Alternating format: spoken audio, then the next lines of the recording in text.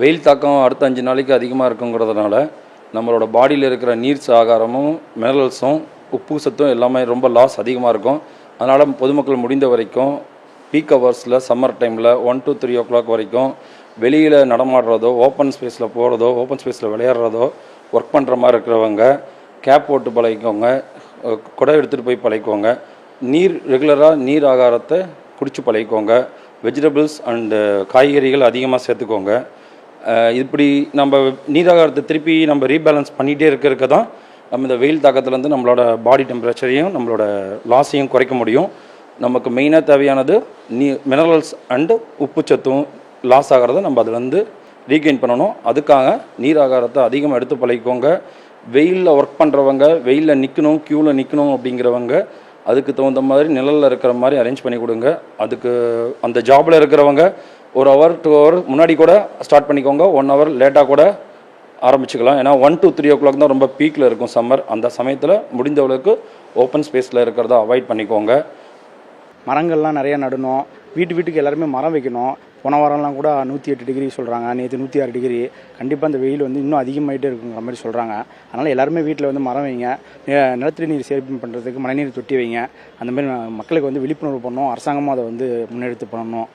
அதுதான் நம்ம பண்ணக்கூடிய இப்போ சூழ்நிலையாக இருக்குது. வேறு எதுவும் வெயிலுக்கு நம்ம எதுவும் சொல்ல முடியாது. எல்லோரும் பாதுகாப்பாக இருங்க. தேவையில்லாத வெளியே வர வேணாம் மக்கள் எல்லாருமே.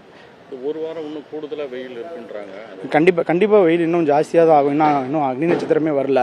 அதுக்குள்ளேயே இவ்வளோ வெயில் இருக்குது. அதை நம்ம தான் நம்ம சேஃப்டியாக நம்மளோட பாதுகாப்பாக நம்ம இருந்துக்கணும். மரம் வைக்கிறது மட்டும்தான் இதுக்கு ஒரு இறுதி தீர்வாக இருக்கும். மழைநீர் நிலத்தடி நீரை பாதுகாப்பு பண்ணணும். ஏரிகள்லாம் சுத்தம் பண்ணணும். அதெல்லாம் அரசாங்கம் நடவடிக்கை எடுக்கணும். இப்போ தொடர்ந்து இந்த வெயில் காலம் சம்மர் சீசன் ஆரம்பித்ததுலேருந்து அளவுக்கு மீறிய வெப்பத்தாக்கம் அதிகமாக இருக்குது. அதனால் குழந்தைகள், முதியவர்கள் எல்லோரும் மிகவும் பாதுகாப்பாக இருக்கணும்னு சொல்லிகிட்ருக்காங்க. அது மட்டும் இல்லாமல் வெயில் தாக்கமாக இருக்கிறனால அதிகப்படியான மக்கள் அந்த டைமிங் கொடுத்துருக்காங்க கவர்மெண்ட்டில்.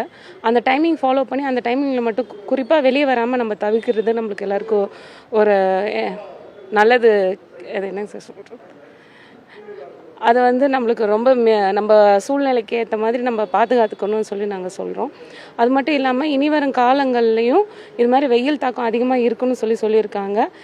கிட்டத்தட்ட இப்போ 2 வாரத்துக்கு மேலே இங்கே வெயில் தாக்கம் அதிகமாக இருக்குது. இனியும் இருக்குன்னு சொல்லியிருக்காங்க. அதனால் நம்ம மிகவும் பாதுகாப்பாக இருக்கிறது தான் நம்மளுக்கு ரொம்ப சிறந்தது. தண்ணீர், அப்புறம் ஜூஸ், பழச்சாறுகள் இது மாதிரி ஐட்டம்லாம் நம்ம எடுத்துக்கும் போது அந்த வெப்ப தாக்கத்துலேருந்து கொஞ்சம் நம்மளை பாதுகாக்க முடியும்னு சொல்லியிருக்காங்க. அதை நம்ம தவறாமல் பின்பற்றணும் சொல்லிக்கிறேன்.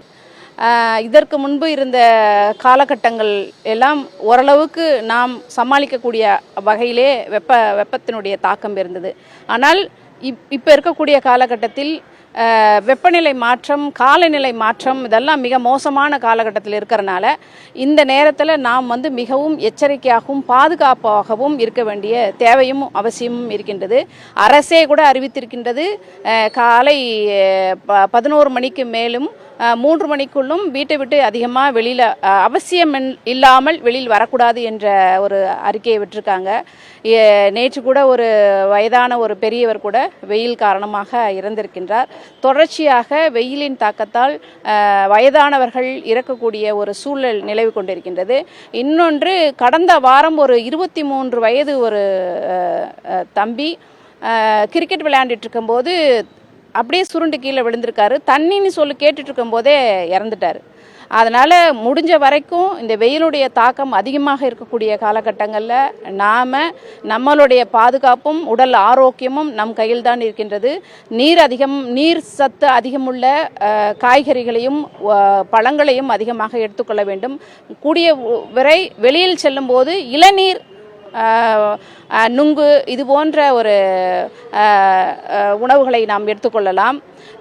மற்றபடி முடிஞ்ச வரைக்கும் வெளியில் வராமல் இருக்கிறது நல்லது.